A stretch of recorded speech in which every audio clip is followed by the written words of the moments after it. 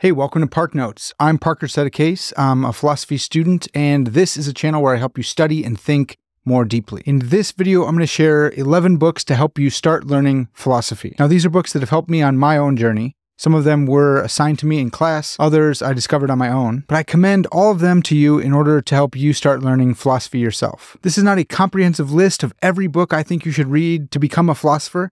It's just a list of books that I think will help you. So make sure you watch the full video so you can hear all of my recommendations and the reasons I give for recommending them. This video is sponsored by AG1, but more on that later. Let's jump right in. Okay, so first things first, what is philosophy? Well, I have a commonplace book of philosophy quotes just for this purpose. Philosophers disagree on the nature of philosophy itself. Listen to one of my favorite quotes from philosopher Roger Scruton. What is philosophy? There is no simple answer to this question. Indeed, it is in one respect the main question of philosophy, whose history is a prolonged search for its own definition. Nevertheless, a kind of answer can be given in terms that explain what follows. Philosophy involves the attempt to formulate and also to answer certain questions. These questions are distinguished by their abstract and ultimate character. So Scruton says that one of the chief concerns of philosophy is to define philosophy itself. And he acknowledges this is a difficult task. This task actually has a name. It's called the philosophy of philosophy, or meta-philosophy. But Scruton goes on to say that philosophy deals with ultimate questions. Now, as it turns out, there are a lot of ultimate questions which philosophy deals with. But many philosophers have categorized all these ultimate questions under three branches: metaphysics, epistemology, and axiology. Metaphysics, or first philosophy, has to do with the ultimate nature of reality. What kind of things exist? Do you have a soul? Is there a God? Do you have free will? What is reality like, and what is most fundamental in reality? Epistemology has to do with the theory of knowledge. What do we know? What kind of things can we know? How do we show that we know what we know? Can anyone know anything? What kind of things justify our beliefs? And then there's axiology, which has to do with value. Right and wrong, good and bad, beautiful and ugly. So those are the three basic categories of philosophy. Now there's also logic, which is very important to philosophers. It's the study of right reasoning and argumentation, and philosophers disagree on where to put it. Should it be under epistemology because logic helps us come to form beliefs, or at least rule out false beliefs? Or is it rightly under metaphysics because we're talking about the ontology of the logical laws, which are the bedrock for logical thinking? I'll let you wrestle with that debate. It's probably some relation between the three branches of philosophy anyways. So all that to say, philosophy is about generating and seeking to answer life's ultimate questions. What's the nature of reality? What kind of things are there? How do you know? And what's good and what's bad? Now, while characterizing philosophy as having to do with life's ultimate questions, while that may be easy enough, actually coming up with like a really clear, concise definition of what philosophy is and what philosophers do is notoriously tricky. Many will point to the etymology of the word coined by Pythagoras, which is philosophia, from two Greek words, philo and sophia, or philene and sophia, which means the love of wisdom. Now, lots of philosophers are cool accepting that definition, but a lot of other philosophers are not. It's just really tricky to pin down exactly what philosophy is. Now, if you want to get into definitions more, I have an old blog post linked in the description where I cover a couple other definitions of philosophy. But let's not get too bogged down in this video. What is philosophy? Well, we know it when we see it. Let's be particularists and not Methodists. It's possible to read a work of philosophy and know that it's philosophy without giving all the necessary and sufficient conditions for what philosophy truly is. Okay, so that was a lot. I hope that you're still with me. I need a quick boost in energy, which reminds me, time to get an energy boost from drinking my AG1. AG1 is a daily foundational nutrition supplement that supports whole body health. It covers your nutritional bases. Instead of addressing one area of the body, foundational nutrition supplements further elevate our baseline health by supporting the essential and universal needs our body has each day to thrive, from nutrient replenishment, stress management, gut optimization, and immune support. I love AG1 because it has 75 vitamins, minerals, and whole food sourced ingredients. The vitamins and minerals in AG1 are bioavailable and absorbable, which means my body can actually utilize them when I'm out in this cold weather philosophizing. It's NSF certified for sport to ensure the highest quality and safety. I've been drinking AG1 for about 3 months now, and I honestly love it. I love the taste. It's not too sweet. I love the boost in energy. I drink it in the morning, and it supports my mental clarity and improves and boosts my focus. You guys know that on top of this philosophy stuff, I do jujitsu, and I continue to wrestle with D1 wrestlers. So recovery is a big deal for me if I'm going to get back to philosophizing. I feel confident knowing that AG1 has my back when it comes to recovery. Right now, my audience can get started with AG1 by going to drinkag1.com/ParkNotes or scan the QR code to get your free welcome kit that includes the canister, shaker, a year's supply of vitamin D3K2, and 5 extra travel packs of AG1. A big thanks to AG1 for sponsoring today's video. So let's jump in with my first book recommendation. It is Roger Scruton's Philosophy, Principles and Problems. Now, I really love Roger Scruton. I know some people may not like him because of his political conservatism, but this guy is a first-rate philosopher. So I like Scruton because he deals with a broader conception of philosophy. Maybe he doesn't get into Indian philosophy and Islamic philosophy as much, but at least when it comes to Western philosophy, he's much more broad than some of the analytics or the continentals will be. He deals with a broader range of topics than you'll find in a lot of modern philosophy. In this book, he covers truth, skepticism, the subject-object distinction, persons, time, God, freedom, morality, sex, music, and history, all in just 105 pages. So I recommend you grab this book to start getting into philosophy. In the opening of chapter 1, Scruton gives us this beautiful distinction between two ways of doing philosophy. He says, philosophy, the love of wisdom, can be approached in two ways, by doing it or by studying how it has been done. And so Scruton goes on to try and give us an example of someone doing philosophy, but we can also study how philosophy has been done. So us reading Scruton's book is actually studying how someone else has done philosophy, namely Roger Scruton.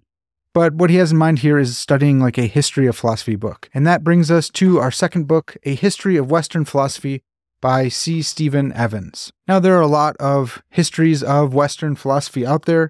I really like this one. It was one of my assigned readings when I took a history of philosophy course at the graduate level, and it's really clear. It's really concise. He does a great job. It's good scholarship. It's dedicated to Arthur Holmes, who's a personal philosophical hero of mine, and it's fascinating that he's decided to stop with Nietzsche. So he starts with the pre-Socratics, who were before Socrates, and he only goes to Friedrich Nietzsche, and he gives this well-thought-out argument for why he does that. He says, we're too close to the philosophy after Nietzsche to be able to analyze it thoroughly. Now, I think I disagree with him, but I do like his argument. I found it fascinating. Anyways, this is a good book for getting into the history of philosophy. Many of my favorite professors of philosophy have said that if you want to learn the history of philosophy, you need to go to the primary sources. And so sometimes they'll denigrate a survey book of the history of philosophy.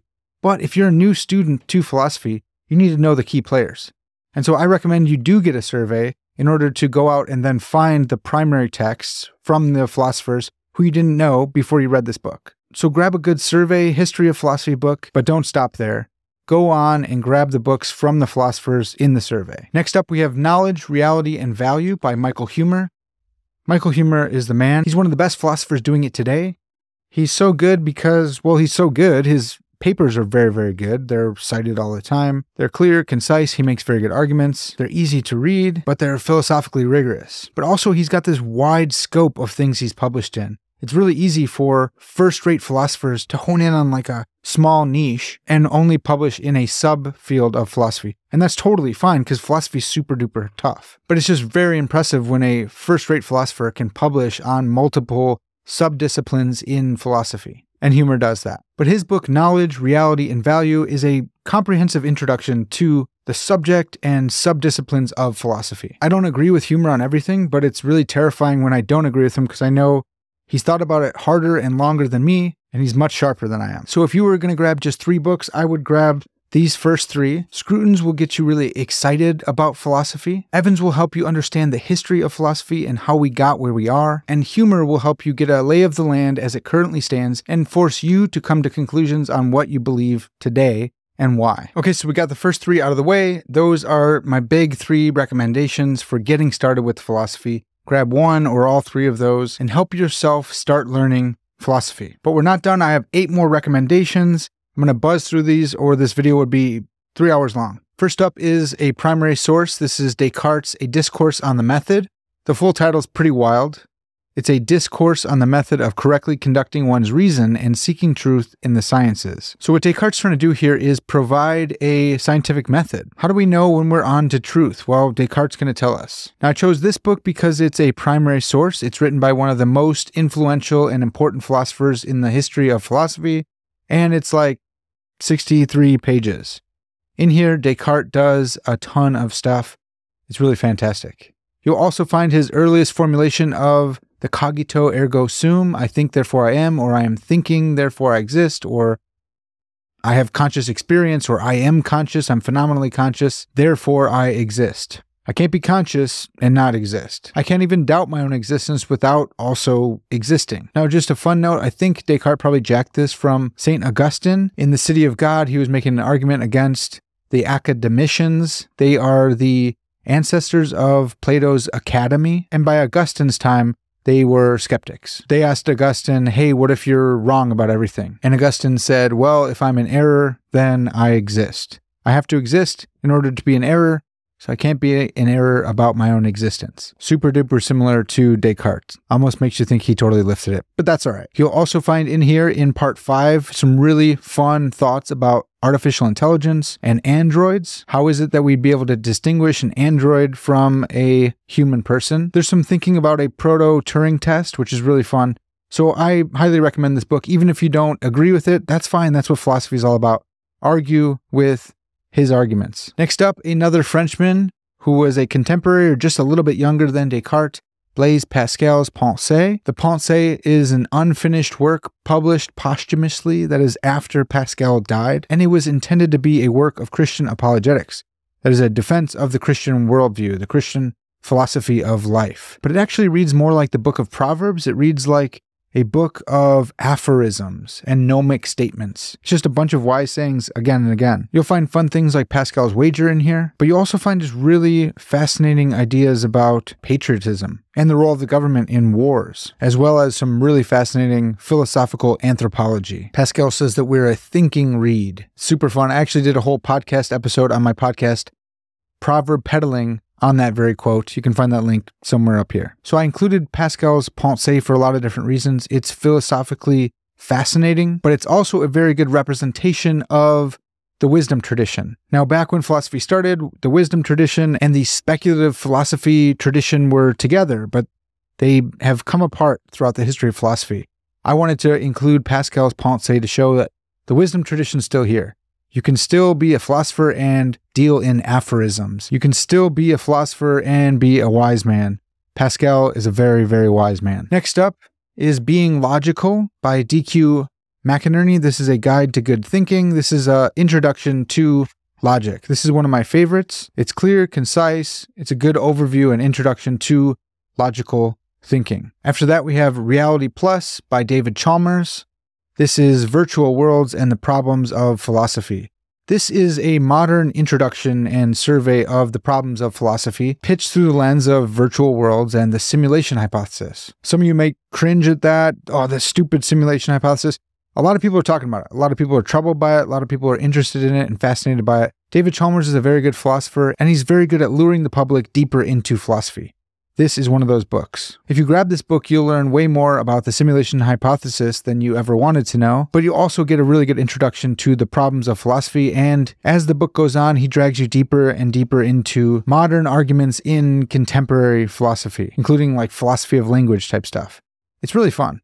So I do highly commend this book. So we got into some older primary texts with Descartes and Pascal, but I wanted to at least introduce you guys to a couple primary texts from contemporary philosophy. The first is A View from Nowhere by Thomas Nagel.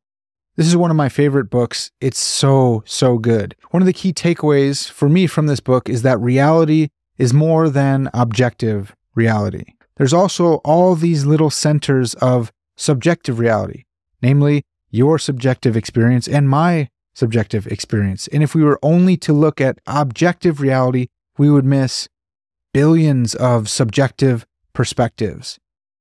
So it's a really weird thing to think about reality being more than objective reality. It also includes subjective reality. It's not just subjective reality. It includes both. It's a weird concept. I highly recommend this book. It's going to be tough. He goes through a ton of stuff. But let me just briefly peruse the sections here. We have an introduction, but then we have mind and body, the objective self, knowledge, thought and reality, freedom, value, ethics, living right and living well, birth, death, and the meaning of life. Now, he is one of the best analytic philosophers, one of the most influential philosophers alive today, and yet he's talking about the meaning of life, and he's doing it rigorously. This is a fantastic book. Another contemporary text I wanted to include is Why? The Purpose of the Universe by Dr. Philip Goff. Philip Goff is a friend of mine. He's been on my podcast several times, and he's due to come back on to talk about this very book. This is a really fascinating book. Philip Goff is the leading proponent of panpsychism.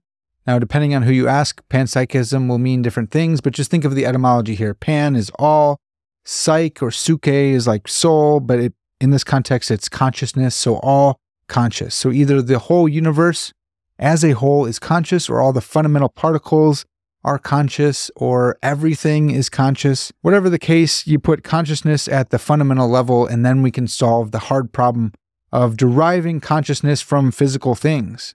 That seems like a really hard and weird problem. Well, not if you're a panpsychist, because everything is already conscious anyways. So here Goff is taking up the task of arguing against both theists who believe in God and atheists by saying there's this middle ground of panpsychism where we can have purpose and meaning and consciousness without a God. Let me just give an overview of the contents here. Chapter 1, what's the point of living? 2, why science points to purpose. 3, why consciousness points to purpose. 4, why the omni-God probably doesn't exist. The omni-God being the God of the omni properties, omniscient, omnipotent, omnipresent, omnibenevolent, so the omni-God. 5, cosmic purpose without God. 6, a conscious universe. 7, living with purpose. So this is another contemporary text which has a broad scope and talking about meaning and purpose and value from an analytic philosopher. And this is like cutting edge panpsychist type stuff.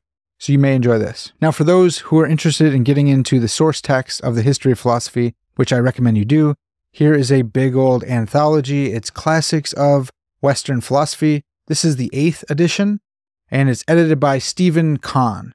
This thing is huge, massive. I think it's like 1,300 pages. It's like 1,360 pages. There's a lot of really good source material in here from the most popular, famous philosophers with some of the best arguments in the history of Western philosophy.